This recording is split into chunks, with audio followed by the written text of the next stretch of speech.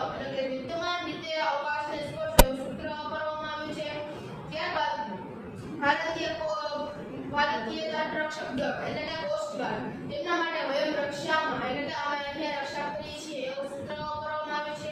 ત્યારબાદ આવે છે RAW એટલે કે રિસર્ચ એન્ડ એમ્બિયન્ટ સ્પેસ એટલે તેના માટે ધર્મ રક્ષિત રક્ષિતી એટલે કે ધર્મની રક્ષા કરનારને ધર્મ રક્ષા કરે છે.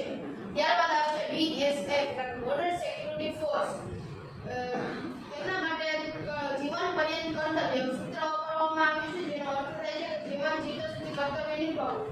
ત્યારબાદ આવે છે CRP એટલે સેન્ટ્રલ રિઝર્વ પોલીસ ફોર્સ તેમના માટે સેવા ઓર નિષ્ઠા એવું સૂત્ર વાપરવામાં આવ્યું છે જેનો અર્થ થાય છે કે સેવા અને વફાદારી કરવી. ત્યારબાદ આવે છે NSC એટલે નેશનલ સિક્યુરિટી ગાર્ડ તેમના માટે સર્વત્ર સર્વોત્તમ સુરક્ષા એટલે સર્વશ્રેષ્ઠ સુરક્ષા એવું સૂત્ર વાપરવામાં આવ્યું છે.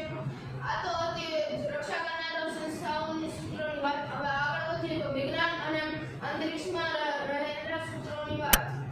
તો પહેલા આવે છે ISRO એટલે કે ઇન્ડિયન સ્પેસ રિસર્ચ ઓર્ગેનાઇઝેશન તેનું સૂત્ર છે કે યંત્ર કુશલ મહાકુશલમ એટલે કે યંત્ર દ્વારા